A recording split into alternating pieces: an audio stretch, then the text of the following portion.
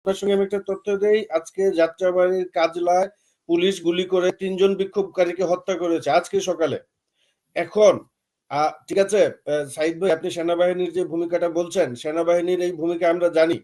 সেনাবাহিনী যদি আজকে সেটা মনে রাখবে, এমন না যে সেনাবাহিনী ভালোবেসে মানুষের পাশে এসে দাঁড়িয়েছে। এই সেনাবাহিনী প্রবল গণ আন্দোলনের মুখে আজকে যেই পরিমাণ মানুষ ঢাকা শহরে সমবেত হয়েছিল, ভাস্করদা যেটা বললেন, সেনাবাহিনী যদি আজকে মানুষের বিপক্ষে দাঁড়াতো তাহলে মানুষ আজকে সেনানিবাস দখল করে নিত।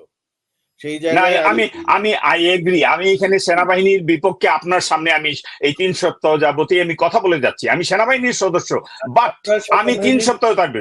জি, আমি সেনাবাহিনীর ভূমিকা নিয়ে আমি একা উচ্চারণ করেছি। সারা পৃথিবীতে 300 অফিসার আছে, আপনাদের একা আমি বলে যাচ্ছি। ওনাকে একটু বলতে দেন প্লিজ। জি, সেনাবাহিনীর বিপক্ষে না, কিন্তু আমরা জানি সেনাবাহিনীতে অনেক দেশপ্রেমিক সেনা সদস্য আছেন, সামরিক কর্মকর্তা আছেন, তারাও ভূমিকা রেখেছেন এই গণ আন্দোলনে পরোক্ষভাবে। আমরা তাদেরকে ধন্যবাদ জানাতে চাই।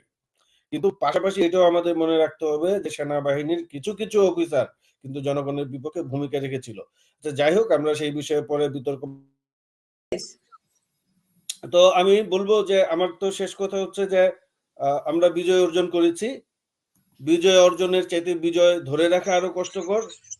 আমরা যে কোনো ধরনের অরাজকতা, বিশৃঙ্খলা যেন আমরা না করি, পরিহার করি, এবং আমরা বাংলাদেশ যেন একটা সুষ্ঠু এবং স্বাভাবিকভাবে চলতে পারে সেই জন্য আমরা সবাই কাজ করে যাব।